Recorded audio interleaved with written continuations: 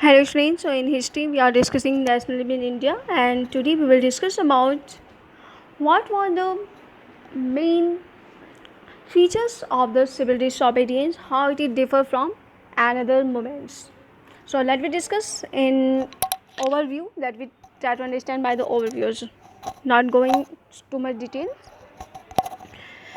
So पहली चीज़ था कि कंट्री साइड में जो रिच पीजन्स थे वह भी इसमें पूरी तरह से एक्टिव थे, पूरी तरह से उन्होंने इस मोमेंट में महात्मा गांधी का साथ दिया था। इसका मेन रीज़न था कि कमर्शियल क्रॉप्स को वो बहुत ही, उनकी कमर्शियल क्रॉप्स जो थी उनकी जो प्राइसेस थी वो धीरे धीरे गिर रही थी, तो इसकी वजह से वह अपनी क्रॉप्स को मार्केट में लॉन्च करना चाह रहे थे। तो इस वजह से वह भी इसमें आए और उनके साथ उनको अपनी इनकम को या अपनी जो इनकम सोर्स है उनको बढ़ाने में वो हेल्प चाहते थे। तो इस तरह से उन्होंने भी अपने चीज़ों को आए। तो यहाँ पे हम देख सकते हैं कि वहाँ पे जो रिच फार्मर्स थे जो अदर जगहों पे वो पूरी तरह से निगोशिएट कर रहे थे, वो इसके साथ जुड़ते चले गए। पूरर पीजेंट्स भी इसमें बहुत ज़्यादा शुरू में नहीं उन्होंने ध्यान दिया था, लेकिन उनका जो रिवेन्यू की प्रॉब्लम थी, रिवेन्यू पे करना पड़ता था, टैक्सेस पे करने पड़ते थे, जिसकी वजह से उनके पास कहीं ना कहीं प्रॉब्लम्स क्रिएट हो रही थी। तो वे लोग भी यहाँ पर उससे जुड़ना शुरू किए थे। और ये हटे भी क्यों?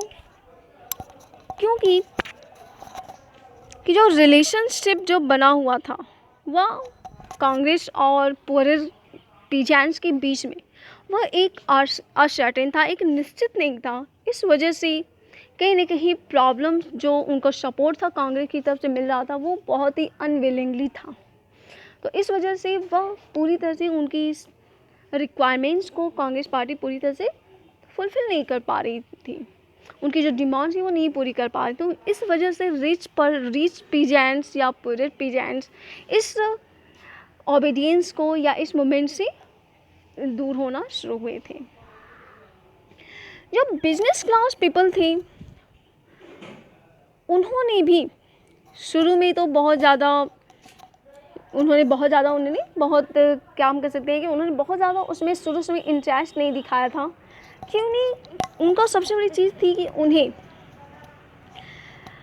जो ब्रिटिश रूल्स थे उनसे कहीं ना कहीं उनको बेनिफिट्स मिल रहा था, जिसकी वजह से वह उसके अगेंस्ट नहीं जा पा रहे थे। जो मर्चेंट थे, इंडस्ट्रियलिस्ट थे या बिजनेस क्लास पीपल थे, और ऐसे लोग कॉमर्शियल कांग्रेस, जब आपके जो Indian industrial and commercial Congress में जब आया था 1920 में, तो उस समय थोड़ा बहुत उनको बेहतर अपॉर्चुनिटीज़ मिली।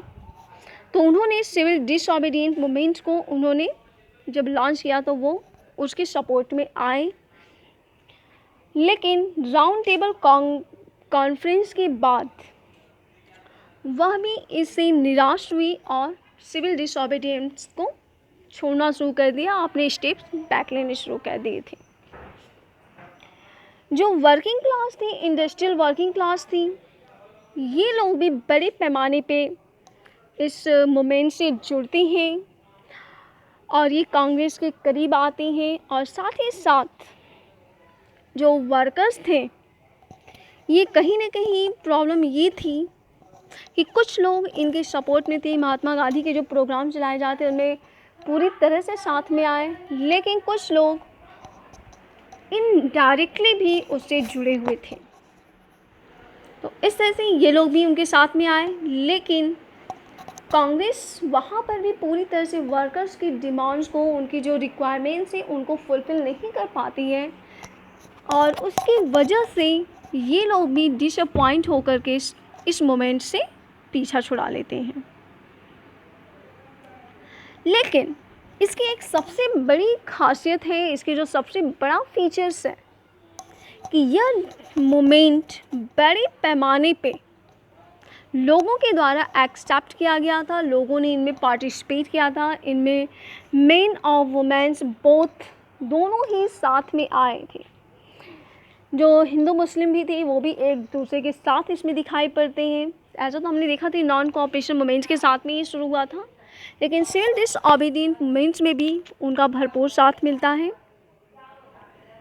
तो इस तरह से हम देख सकते हैं कि यहाँ पे हर एक क्लास, जो चाहे वो रिच पर्सन हो, पुअर रहा हो, वर्किंग क्लास हो, पीजेंट्स हो, हर social group of peoples are involved in this movement and they support. So it is the main strength of this movement. And what are the limitation of the civil disobedience? So let me discuss it. क्या हमने पहली चीज़ तो देखा कि इसमें maximum social group of peoples ने उसमें participate किया था, लेकिन इंडिया में एक सबसे बड़ी प्रॉब्लम थी उस समय अनटचेबिलिटी की, छुआछूत की प्रॉब्लम थी। हम इंडिया में बहुत ही पुरानी बीमारी है, हम सब जानते हैं इस चीज़ को।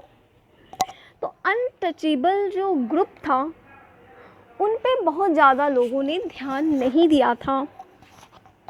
भले ही वह हमारे हिंदुइज्म के थे, इंडिया के ही पीपल्स थे, बट उन्हें हम अपने आप से अलग समझने लगे थे।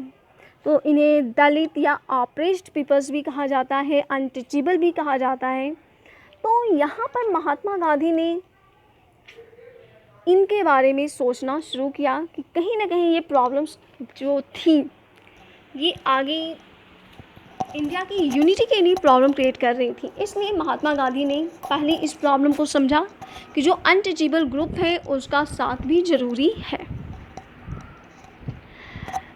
तो महात्मा गांधी ने उन्हें हरिजन का नाम दिया था, यानी जो दलित है, जो ऑप्रेस्ड ग्रुप था आपके इंडियन सोसाइटी का, उन्हें महात्मा गांधी ने हरिजन का नाम दिया था, जिसका मतलब था द चिल्ड्रेन ऑफ गॉड। और उन्हें भी ट्राई किया था कि वह जो उनकी रिक्वायर्ड है, जो उन्हें एक रिस्पेक्टेड प्लेस मिलनी चाहिए एक सोसाइटी में, वह उनको मिल सके। So he always trying for this concept. So इस अनटचेबिलिटी को उन्होंने दूर करने के लिए बहुत बड़ा उन्होंने काम भी चलाया। अपने आश्रमों में उनको जगह दी और उनको एक साथ हर किसी को लेकर चलने की बात कही गई थी। तो यह भी आपका एक पहला ड्रॉबैक था कि आपका जो अनटचेबल ग्रुप था वह कहीं ना कहीं अभी भी पीछे था। इसके अलावा महात्मा गांधी के अलावा B.R. अम्बेडकर ने भी पूरी तरह से इसमें साथ दिया था और उन्होंने डिप्रेस्ड क्लासेस एसोसिएशन की उन्होंने स्थापना की थी 1930 में, और इसमें महात्मा गांधी ने उनका पूरी तरह से सपोर्ट किया था। और जो आपका सेकेंड राउंड टेबल कॉन्फ्रेंस हुआ था, वहाँ पर महात्मा गांधी ने दलित्स के लिए एक इलेक्ट्रेट्स यानी इलेक्शंस में उनको पार्टिसिपेशन की भी बात कही गई थी।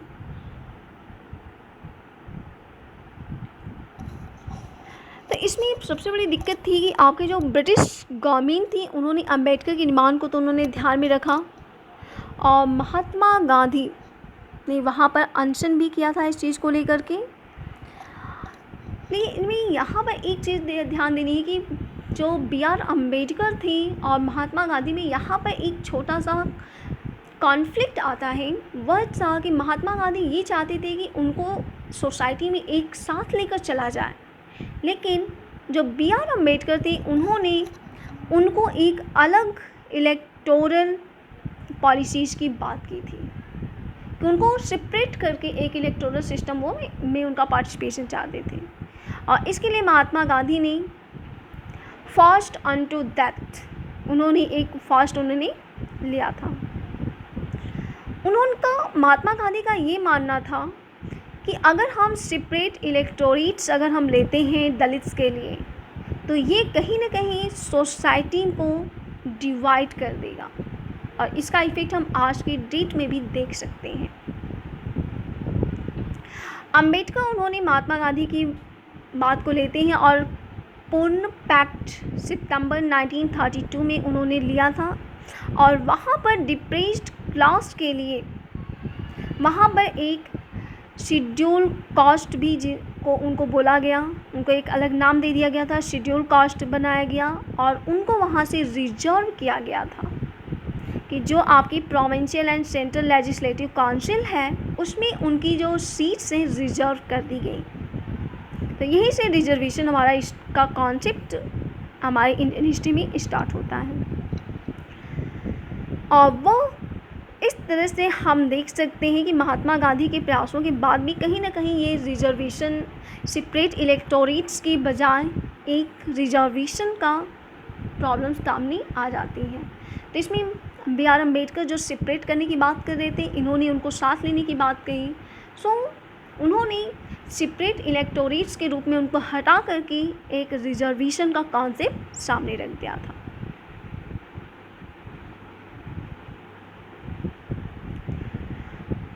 अब यहाँ से एक और चीज़ सामने आती है कि some of the Muslim political organization in India were also lukewarm in their response to the civil disobedient movement।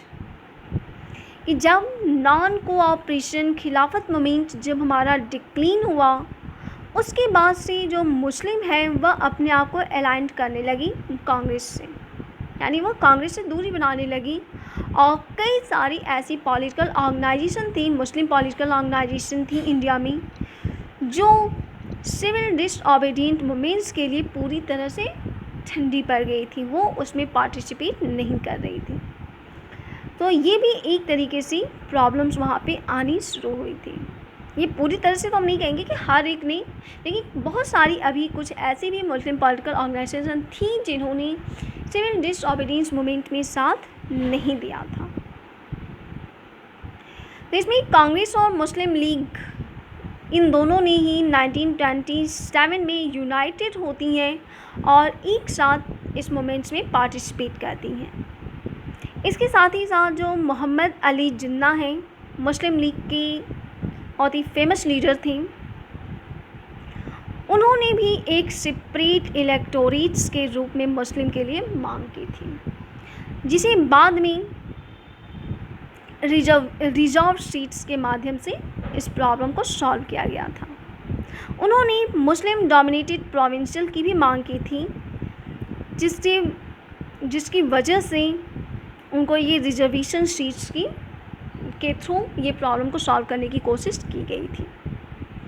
तो इस तरह से हम देख सकते हैं कि जो भी प्रॉब्लम थी उनको हमारे अंदर जो कमियां थी उनको भी दूर करना था, और साथ ही साथ जो बाहरी प्रॉब्लम्स थी उनसे भी लड़ना था। यानी हमको एक्सटर्नल और इंटरनल दोनों प्रॉब्लम से जूझते हुए इस मूवमेंट्स को आगे बढ़ाना था। तो ये सबसे बड़ा चैलेंजिंग पॉइंट इन आपके इस मूवमेंट्स के लिए बना हुआ था।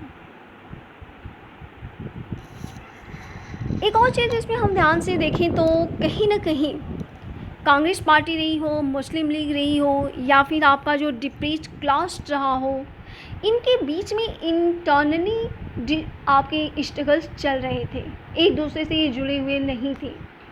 तो ऐसी कंडीशन में जो डिस्ट्रस्ट था, जो सस्पिशन बना हुआ था कम्युनिटीज़ के बीच में, जो एक दूसरे से अलग होने की बात कर रहे थे, तो ऐसी कंडीशन में सिविल डिसओबीडिएंट मूवमेंट को स्टार्ट किया था, और साथ ही साथ इनको यूनाइटेड बनाने की भी कोशिश की जा रही थी। तो ये भी कहीं न कहीं इस मूवमेंट्स के लिए एक प्रॉब्लम या एक चैलेंज के रूप में बन गया था। So next is the sense of collective belonging, कि आपके इंडिया में कलेक्टिव बिलोंगिंग का सेंस कब स्टार्ट होता है। So let we discuss it in next day.